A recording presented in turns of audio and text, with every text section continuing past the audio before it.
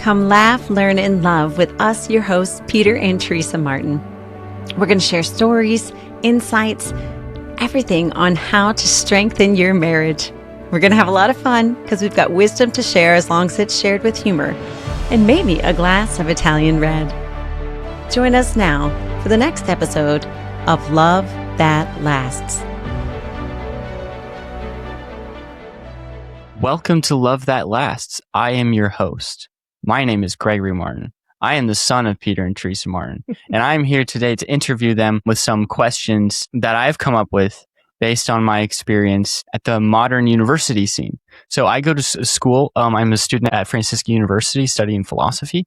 And Franciscan University is kind of a hotbed for a lot of dating conversations and situations. I think specifically, at least in like the Catholic world, it's like one of the big Catholic Newman Guide schools, and it's not super traditional. It's like structurally more charismatic, but there's still a lot of traditional people that come. So it's a pool of ideas, and so it's not like more of another university might be monistic about their dating opinions and stuff like that.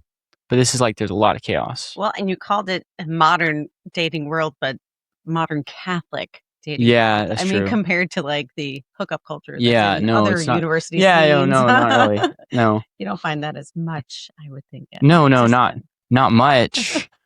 Not very much. It's very minimal. Names. We don't want to know. No, it's okay. Don't have to worry about that. It's only modern though because there's still like things like social media is still at Franciscan University, and we're still like a post-feminism culture. So I thought first I might read something that one of my fellow students has written about Franciscan dating culture. And if you don't like it, you can edit it out and I can read a smaller portion. But this is called Franciscan's Feminism Fiasco, and it's a satire piece written by my friend Toby Timmons. So it's a satire piece. Yeah, it's a satire piece. Reinforcing that. But one of the things about satire that are interesting is that it's funny, but it's trying to convey real things in a funny way. So picture this. It's a whole page, so it's okay. Picture this. Some jock wearing nothing but baggy shorts and a t-shirt approaches Christ Teacher building, unawares of his surroundings, having his hearing drowned out by AirPods blasting rap music into his ears, when he just barely pulls the door open enough to squeeze his lanky body through the rapidly vanishing opening, thus leaving the door dead shut for the young maiden behind him to open it for herself. Now imagine that just as this poor lady is preparing to surrender her feminine dignity by taking upon herself the role that this so-called man just abdicated, a handsome 5'6" figure, adorned in a perfectly tailored three-piece suit, completed by a sleek leather-band watch and topped with a flat cap, swoops in at the last second to reclaim this gentlewoman's femininity by chivalrously opening the door for her. Now tell me, which one of these men do the women at Franciscan prefer? If you've been in the Franciscan dating scene for more than 5 seconds, you know the answer. Anyway, and then he goes on to further kind of flesh out wait, what's it? So his claim. The answer is the jock. Really? Yes, the answer is the jock. Well, he the said flat the cap one was guy. 5'6", so he's kind of short. He's just getting the flat cap guy is not exactly a super popular person. So let me keep going. Maybe you'll see kind of some of the problems with the flat cap guy. Okay. The writer goes on, I'm not here to attack men. We've had enough of that from the secular world already. I'm here to point out the hypocrisy rife throughout the female population who here complain about the lack of good men, as they define it, while simultaneously promoting bad boys by their dating habits. What these franny girls don't realize is that, whether they'd like to admit it or not, they're feminists deep down. What else are we to call a woman who couldn't be caught dead in a modest dress and is utterly unwilling to repay a perfectly eligible man by simply accepting his elegant Pittsburgh Symphony Orchestra and steak dinner and date night, but a feminist? Yet this same woman turned around the next day and went on some casual date over at Clear Creek Coffee with some loser who I'm pretty sure didn't even pay for her drink. So you can see part of satire too is like the author's satirizing himself in a way. Does he even have a flat cap? You can tell that there's kind of like an angst built up from the guy. I'm guessing he stands about 5'6".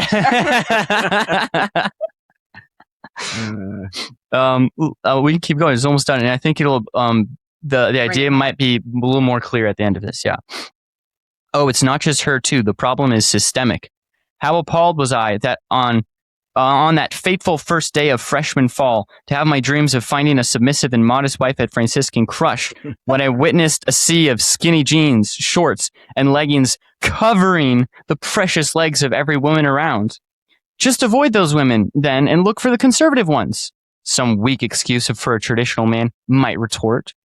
Never mind the fact that these legging-wearing women all claim to be conservative and Catholic.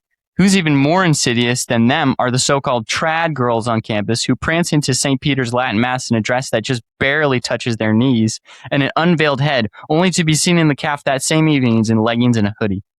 Ladies, it's time to admit it. Feminism got you too. If you ever want to fulfill that dream you've suppressed but is still lurking deep inside of you, of homeschooling your 10 natural birth children while preparing supper for your absolute king of a husband, confront it and move on. The good men are only going to wait so long for you all to get it. So if you've come to the light of traditional gender roles and you want a true patriarch to treat you like his queen, you know where to find me. Pro Matre Ecclesia. That's it. That's funny. So You know where to find me. That's funny. on an artistic level, I really like how comfortable Toby is with satirizing himself as the author. Yeah. Like he can make all these claims about himself, and Right. I've even heard him talk about that before. It's like, yeah, I have some of these things inside of me that I don't really approve of. Yeah. So I can still satirize them. But even JP2 said we need a new feminism. Yeah. So he wasn't opposed to feminism. Yeah. But he talked about... And it's interesting. Feminism is not like clear in that article at all. So it's not like feminism is even alive on campus. It just kind of has this lasting effect. Mm-hmm. Well, if the cool thing is, if I know that you've studied philosophy, and people who've never studied philosophy have no idea that they're actually being influenced by all these philosophers and these ideas of separating the mind and body, and that sexual freedom equals real freedom, and the idea of just that our sexuality needs to not be put in within the boundaries of ethics and morality, but freed and liberated, and so all these philosophers actually have influenced our society. So you're right in the fact that every single one of us is affected by kind of this liberal feminist, Marxist feminism that has been passed down from these college campuses, and what does Bishop Barron say, faculty lounge ideas, and being passed down, but it influences the average person because you don't even realize that you're seeing it in all the movies you watch and all the TV shows you watch and people all around you but there is something about, I mean, he's kind of totally, obviously a satirical piece. You're pushing it to its brink, to its ridiculousness. Well, one of the things that's ridiculous is for Franciscan, that's pretty close actually. Yeah. Like the stuff that Toby and other people have done at the Holy Fool is we've just pointed out some ridiculous things that are actually happening. Yeah. So like at the beginning, the jock, that's a pretty fair description of a lot of guys who walk around on campus. Yeah. But don't you think that there's on a natural level, a woman, even not a feminist woman, but just a woman is attracted to a man who is strong, who can protect her, who can care for her and provide for her, even if it's like a subliminal, natural attraction. So there is that, like if you had the same jock build and somebody who walks through that door, lets the door slam behind them, that same guy in a suit holding the door for her, of those two, which do you think she would choose? Yeah. Like, does it have to be an extreme option? I think that there's something natural about that. But I think what it shows is the struggle of the world right now. So all of your classmates, those that are attending Steubenville right now, they've all been inundated with pornography. Let's just point out the truth. Yes. So not just pornography, but a pornographic world in all media. So it doesn't have to be like downright X-rated, but just stuff that we didn't see growing up. Yes. Just immodesty everywhere, to the point where somebody just mentioned the other day an ad that they saw that actually had a real life woman in it. And she was shocked by it because she's like, wait, I looked at this ad and I saw myself, and I thought, I hope this is where we're going, that we're stopping with the photoshopping. We're stopping with. So what I'm getting at is all of these people have been inundated with this to the point where it's part of who they are. What needs to happen, and it's not going to happen immediately, but what needs to happen is a conversation of what is modesty in 2026? How can we better dignify the human person by our dress? Yeah. Now, it's a struggle because of the world that we live in, it seems that it would be easier to say, well, let's say black or white, choose one. Yes. What's it going to be? Is it going to be we allow all skin-tight clothing or we allow no skin-tight clothing? You have to choose. Yes. That's unfair. So that's where, most people want that quick answer. So that let's just do a poll, and whatever the students decide, that's what we make as our dress code, right, for the next year. Yeah, it's a struggle, and I don't fault the young ladies because they went to a Catholic school and learned to dress this way. Right. So they've already been given tacit approval. There's something like that. There's some approval somewhere. Grandma might wear. She might have bought it. This is a new world we're living in. Grandma might have taken her to Target or wherever they buy these things and said, "No, sweetie, I think you look great in this." Or I think there's also an approval just to do what you want and to be left alone. So Grandma doesn't have to take them, but Grandma and Mom can just approve of her going and buying whatever she'd like. You like that? That's fine. Yeah, something like that. Whatever makes you happy. Sweetie. So on the point of being dressed and a new kind of dress, that seems like definitely a problem on both sides of the modesty debate, you could call it. By the way, just to hammer home how like real the modesty debate is on campus, we had an actual debate on the question of modesty on campus. Did it get ruckus? It was super popular. Everyone was so mad. It was the most fiery.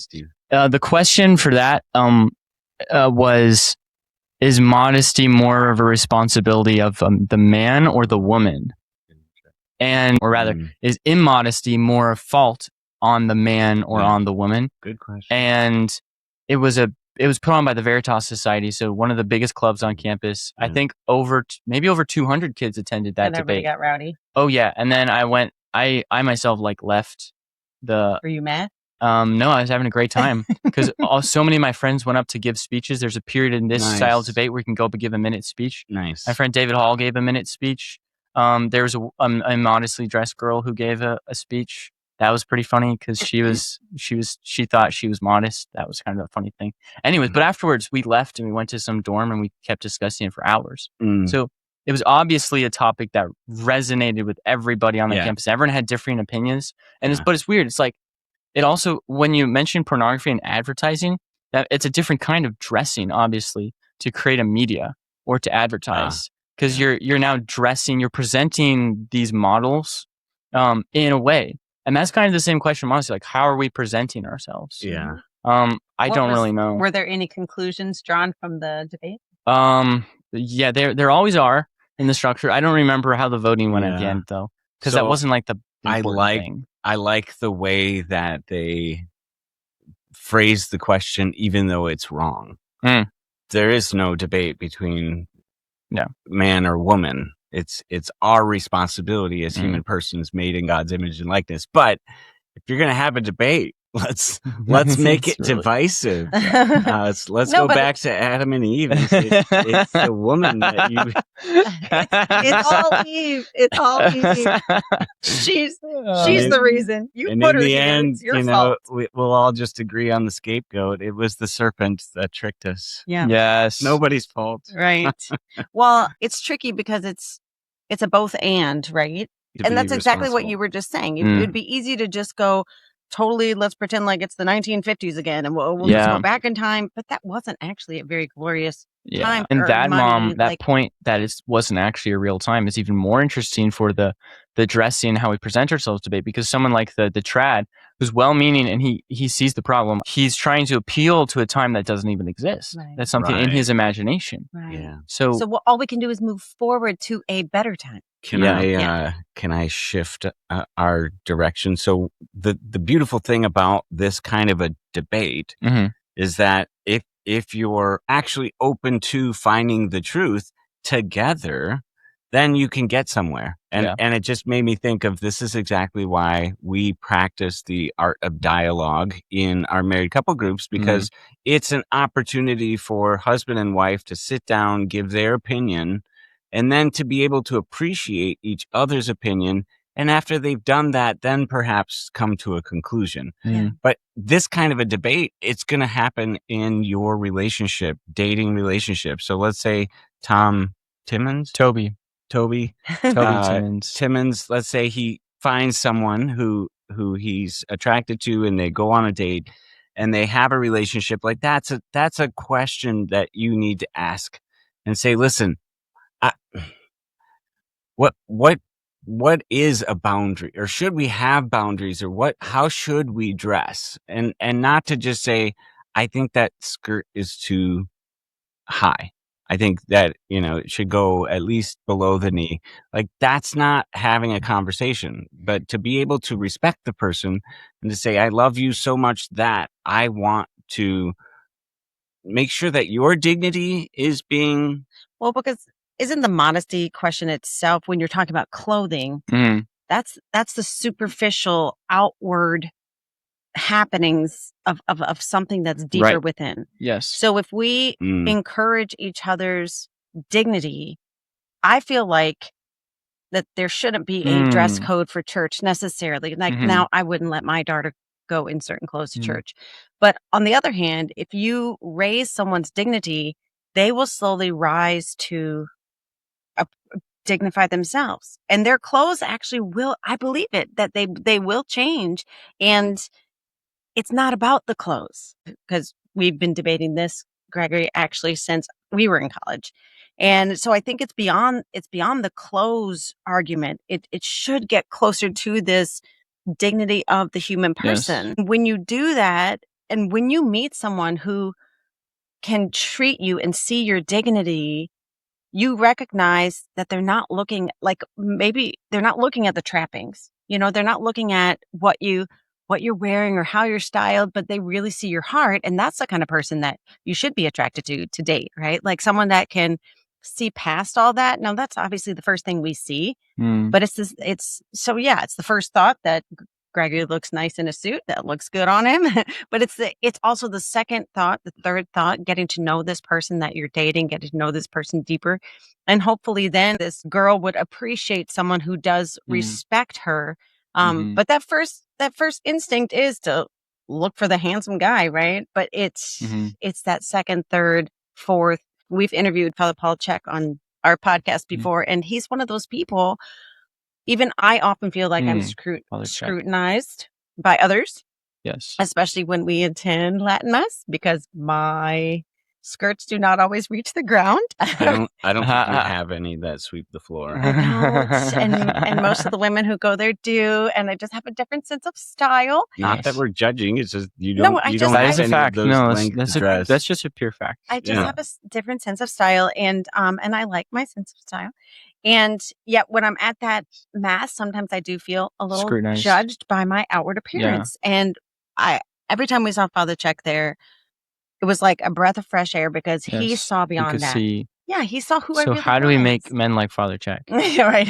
Yeah. Where do we get those? Well, that's a good question. And the reality is, we have to reframe the question to not just be black and white, but to recognize that, listen, I love the person, and that's on me. That's my responsibility. So when I teach theology of the body, that's one of the things.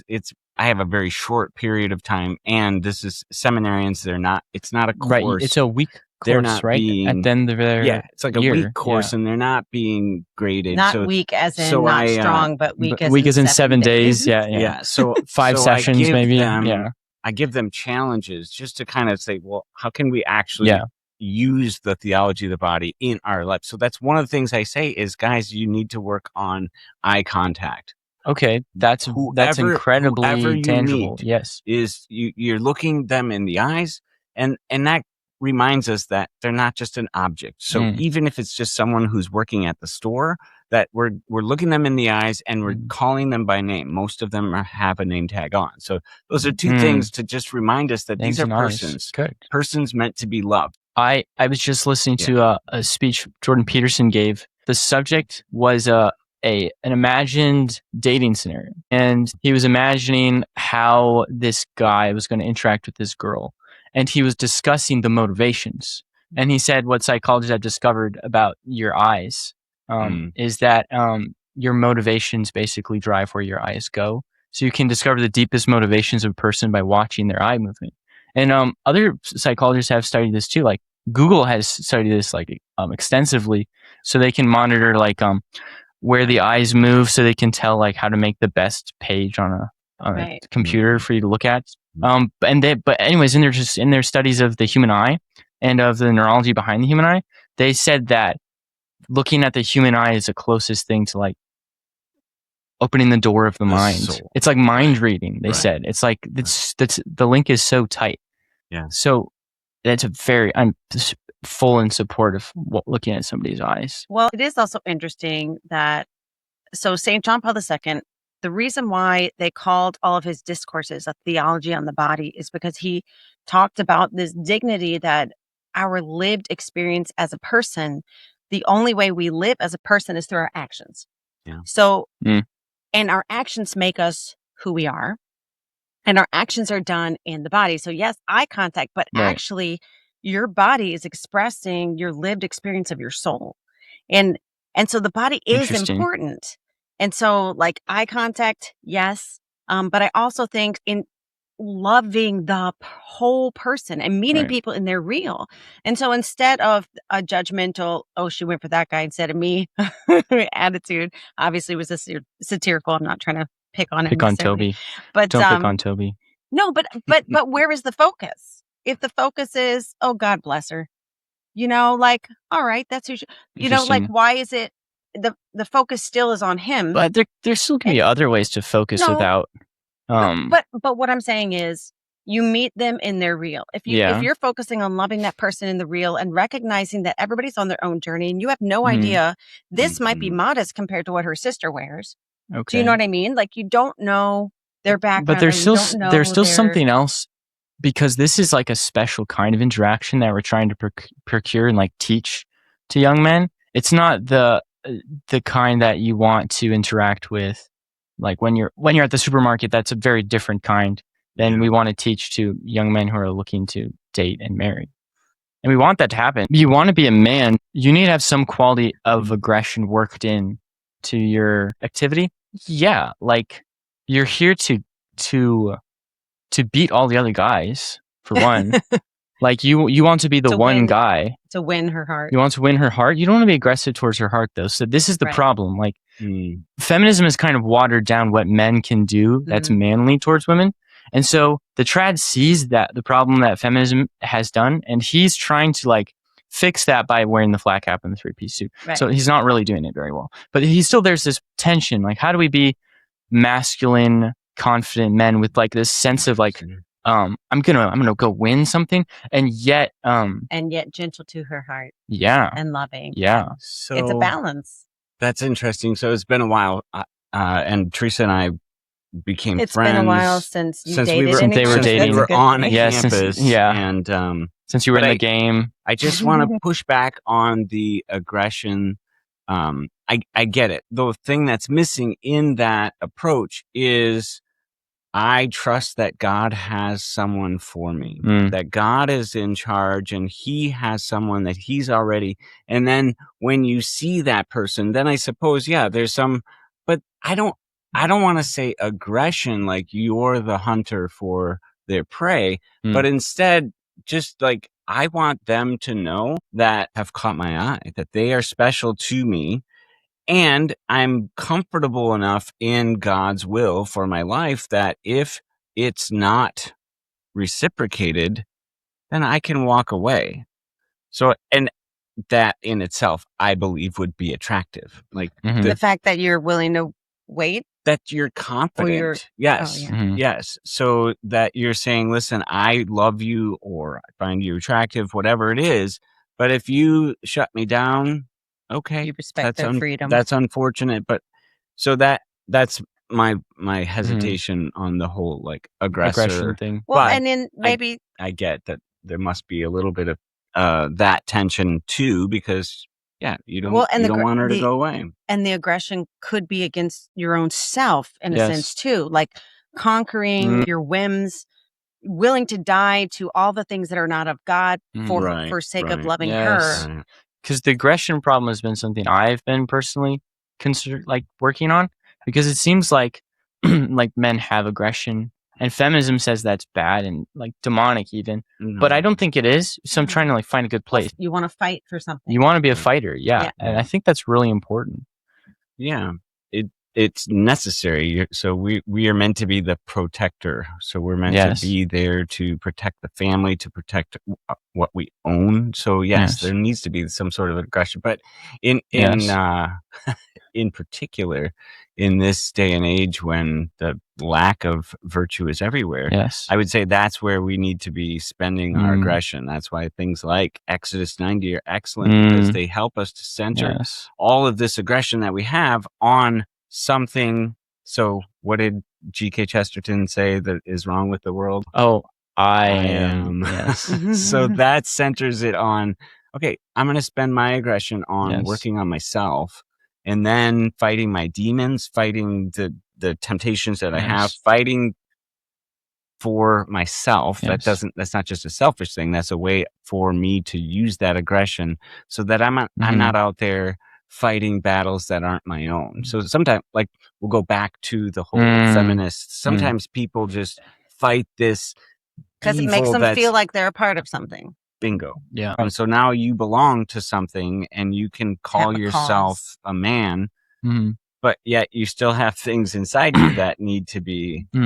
But if I could synthesize those two ideas, I think that there's some real problems that are cultural that you can be attracted to, like the attack of, and then there are personal ones. But since we're a part of the culture, I think you can find an overlap between those two areas. And I think that's like, if like you can find a mission that is a cultural movement that also has something to do with something maybe wrong with you or part of you. Like we can go back to pornography as an example. Big cultural thing can be a really personal problem too. So someone can start a group like at Franciscan, there's a group called Ethos. It's a men's support group. It's a network of groups across lots of New Guide schools. And that's an example of if someone like plugged into that and decided, hey, I'm going to help, I'm going to be a captain, I'm going to lead a bunch of men this semester and working on the elimination of this personal destructive behavior. They're also at the same time stepping into this consciousness of that, oh, I'm part of this larger cultural change that's going to help more people too. Because you don't want to do the thing where you're just in the gym on your headphones by yourself doing discipline. Like what is that? It's like turning in. That's a problem too. But exercise is good. Maybe with the boys. Maybe you need to like go with your friends or something like that. Yeah. I mean, exercise is good because that again gets some of that aggression. You're talking gets it out in a healthy way where your body is important. Even on that level. Are you going to share Father Myers? Oh. Father Myers. Yes. But I was reading your mind. Exactly. We haven't talked about this yet. But I just listened to a podcast with Father Jonathan Meyer and Chris Stefanik, and they were talking in particular of how he lives in a rectory now with Father Hollowell.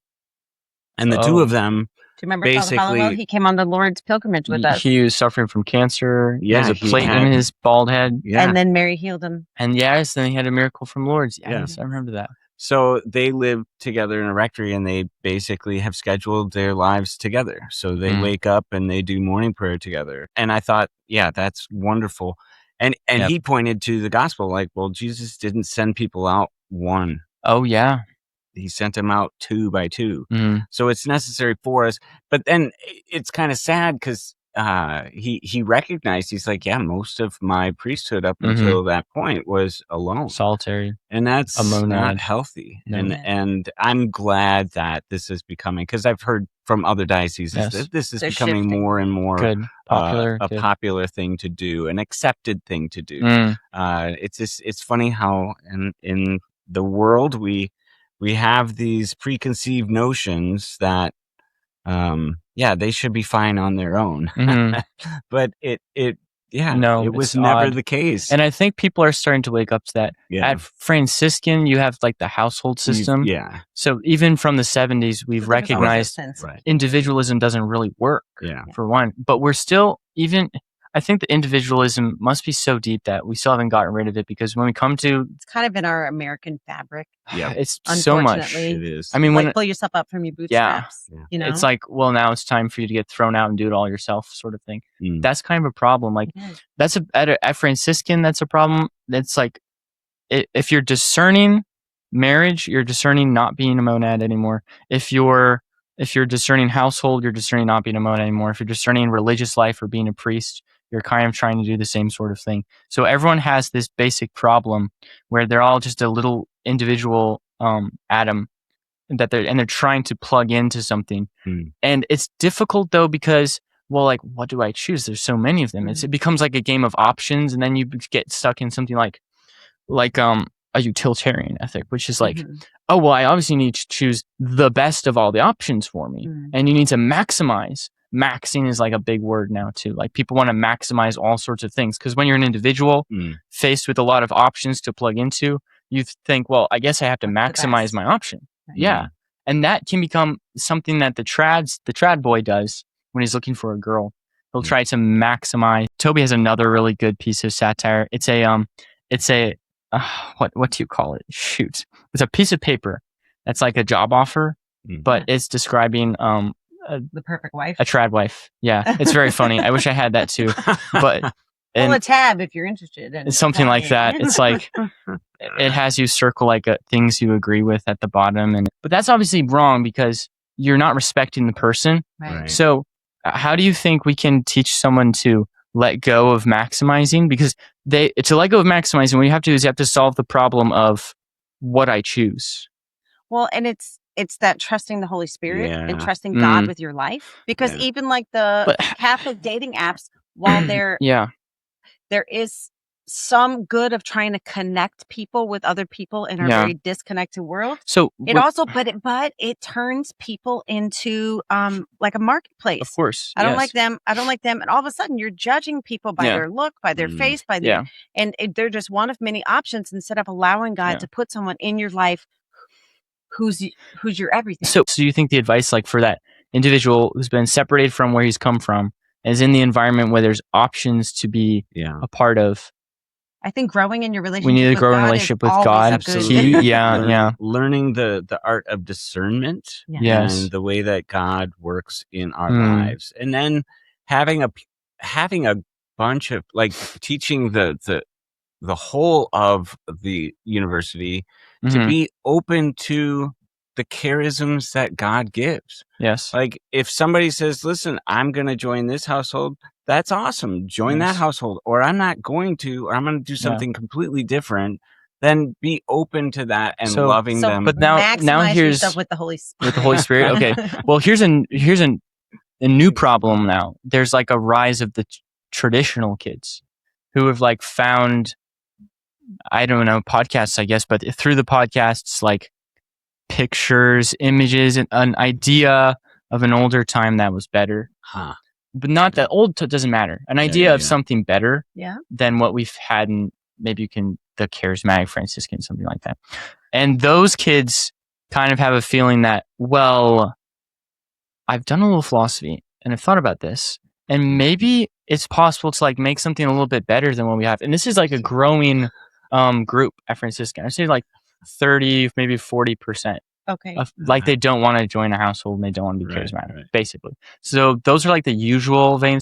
But the question I'm like trying to push is like a cultural fluidity question. So I don't want a culture to just be a system. Like, oh, what we always do is we're always charismatic. We can't. That's not how it works. It's a body, right? Like you've got to incorporate these other people and their other like insights maybe, or like reactions. And so I don't want to like say, oh, well, the way we do things is exactly the way it's like, we'll just go be like Joe and go join a household and go to FOP night and it'll be okay. It's like, no, how do you navigate for Well, and that's a huge thing even for our ministry with the WCI, because at the beginning, we were trying to find this balance of who are we in the WCI, like what kind of group? And then we realized we're Catholic. So there are married couple groups that are more kind of very trad. There are married couple groups that are charismatic. There are married couple groups that you would probably just say are kind of like, don't fit in any of the like extreme groups. And it's messy because there's not a clear cut, you have to be this way, but it's messy, but holy, because you're meeting people in their real, and you're not demanding they be a certain way. You're just knowing them and loving them. Knowing and loving. It's the deepest desire of each of our hearts to be fully known and fully loved. And when we can try to meet people, and that doesn't mean that we stay there. It means so having ideals and having a idea of this would be a great marriage, and this would be a great family, and this would be a great community. Yeah. You want that. You want to be moving forward, because even as persons, we're always becoming, we're always turning into something. So you want to make sure that what you're aiming towards is something closer to God, right? Like, and so there's no problem. I have no problem with people saying, well, let's continue. JP2 says work and rework is his phrase. And so even in the WCI, there are things like we improved the leadership training, and we adjusted different things, because you can't stay stuck. Right. Because if you just say this is the way it has to be, then at some point that's going to get stale and things are going to fall apart. You have to have a fluidity to the Holy Spirit. Fluidity to the Holy Spirit is always something worth talking about. Yes. And the reality is, I mean, you've got like the best president for that. I mean, he's very aware of the movements of Father the Holy Dave. Spirit. Yeah. Author, host, creator of the Wild Goose video series. A video series on the Holy Spirit. I haven't seen it, but I know that it exists. That's a question I was thinking about with those women who don't necessarily want to involve themselves. That's fine. That's just, and sometimes we enter into a university at different times of our lives, and we don't need necessarily the social. So when I went to grad school, I love the fact that you guys are gathering as students. I have a family I have to get back to. So I didn't go 1.5 years old. Oh yes. Yeah, I didn't go to any of the gatherings. We tried every once in a while. We'd go to something, but the reality was I had a full-time job. We had kids at home. We had our own little community. So I was not looking for that at the time. So the people that are just there for the intellectual, don't knock that, because the reality is they may already have those other things that the university offers. And everything, honestly, trying to love people where they're at and trust that God has them on a journey. That's that whole, again, trusting the Holy Spirit. And it is messy because we like things packaged and we like things nice and tidy and neat, but that's not how life is. Yeah. Like we've had tragedies in our family, and sometimes it feels like I can't be happy because we're grieving the baby died, right? But then it's somebody else's birthday and you have to be happy. So you can be both. And that was like a big step for me to realize like I can be happy and sad. So you can see the ideal. Right. This is what women should desire in a strong Catholic man in relationships, but you can also appreciate and love people in their real. Yes. So I'm not saying throw it out, but I still don't think the argument should be like how long skirts should be. Like, I think it needs to go deeper. It needs to go deeper. We are coming to the end of our time together. Yes. Well, can I ask one final question then? I was going to prepare. I had a final question. Yeah. So let me fire up my final question by saying, so you have this situation. You've got the culture kind of racked by feminism, highly individualistic in its foundations. And then you have these good meaning Catholic kids who come from a good family that cares about them, sends them out into the world by themselves. And they're met with a lot of options, a lot of young men and women who are also good. And they kind of are without a compass. And yet what we want them to do is to follow the deepest compass available, which is the Holy Spirit, and to love and respect people they meet, and especially to love and respect that person, if they are called to marriage, who will be the pinnacle and the greatest sign of God's love to them made eminent in their entire life. How what? the compass. How would you tell like a freshman coming in the fall to find and hold on to a compass and not to let go? So that's two questions. I guess 3 parts. They got to find it, they have to hold it, and they can't let it go. So the first thing, talking about Father Meyer, he has this rule that like, don't join any groups for 2 weeks. Because you got to get your feet under you. And sometimes I followed that rule. Yeah. And sometimes there's this sense of insecurity when you're in a new place. And so sometimes you grasp onto something that might not be the best option for you just to feel a sense of safety and security. So you want like a silence, like an absence of business to find the compass. Or just like a comfort level. Yeah. And get comfortable in your own skin on campus. And then first plug into those things that will help you grow in your spiritual life. So you don't want to sacrifice yourself for friend groups. And here's an example. For boyfriends or for that's a really important. You got to first like respect yourself before you respect other people. So I can still remember first week of college, all the groups of freshmen going to different house parties. And they were just big groups, and they're not 21, and they're going to be drinking. I'm like, you guys are kind of dumb, because the cops could just kind of walk behind you and be like, yeah, we're going to bust this party of underage drinkers, because that's what they're going to do. But that's an example of kids who just didn't know what else to do, so they joined this group. And that group's not going where you want to go. You're just lonely. And so that's a good piece of advice. So it's okay to be lonely for the first couple of weeks. That's true. It's okay. And recognize that, okay, I need to be confident in who I am. You can kind of find a compass by keeping yourself first. And maybe that's how you can do it. Because the problem I always thought is you would normally have a family along when you're making these decisions. But because you're kind of pulled out of that matrix. Well, I don't know about put yourself first, but put God first. Put God first. Well, he's the one who orders yourself. If it's ordered properly. We're talking about take care of yourself in line with God's plan for your life. And or you could even think about it like take care of the gift of yourself. Like you have been given a self. You've been given certain qualities and talents, right? You want to protect those first. Oh, thank you. You haven't even taken your theology body class. No, that's not. The closer you get to God, the more joy you should have in your heart. And the closer you get to God, the more confident you should be in who God made you to be. And when you have that confidence and that joy, it's going to attract the type of person that you want to spend the rest of your life with. And then to continue to grow together towards God. So you're not going to have it all together. And that's part of the very Chestertonian way too. We were a rare couple. Yeah.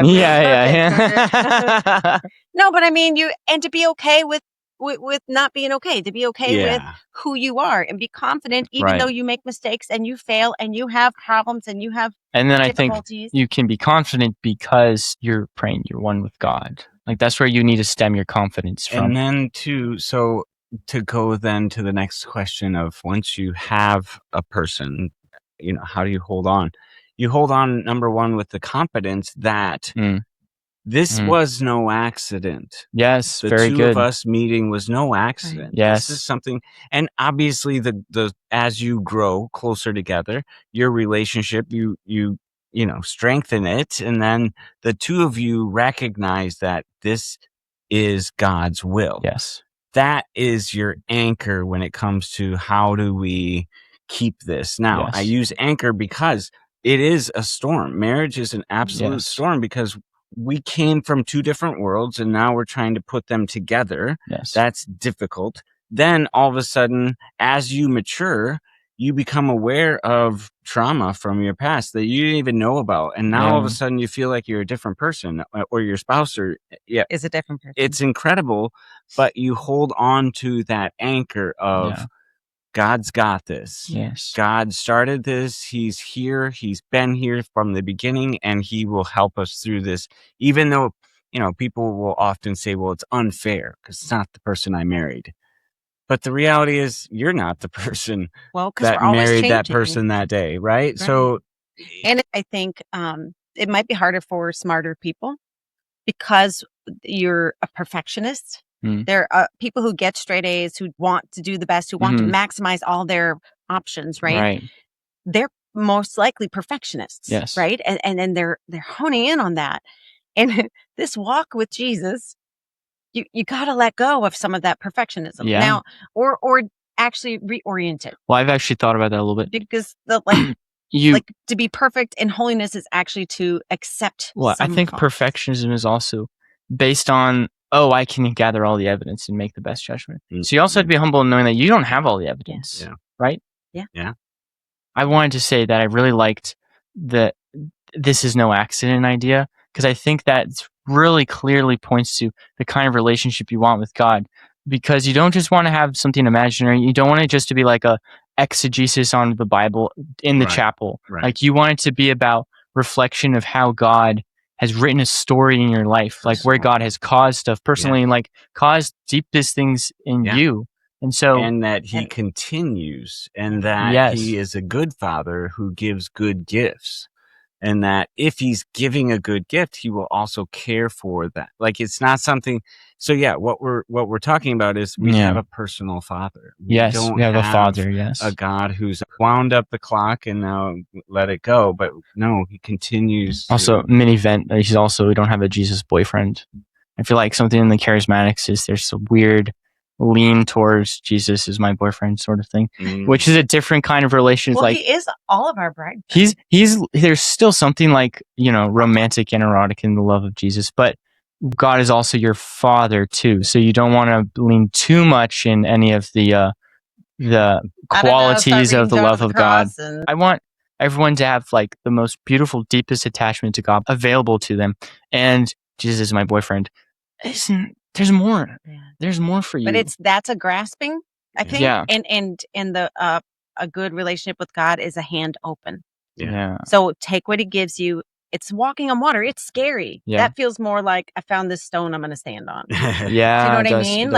But instead of just keeping the walking on water, because it is scary. And wow. And that this concept too, C.S. Lewis is the one that we share a quote that he wrote on holy friendship, all about this, that you think it might be your discerning tastes that help you find this. But if you were in a different class, or if they were 1 year later. No one picks their friends. Right. And in reality, if your life is oriented to Christ, then it's God who's directing. It's so amazing that just discussion of marriage, if you really follow it through and you're really genuine, leads you to the deepest considerations of God's effect on people and how everything is a gift to you, down to the accidental who was on your floor freshman wing and who's your friend. Yeah. And it gives you all of a sudden like a sense of dignity for every part of your life. Yeah. Because it's been decided by God.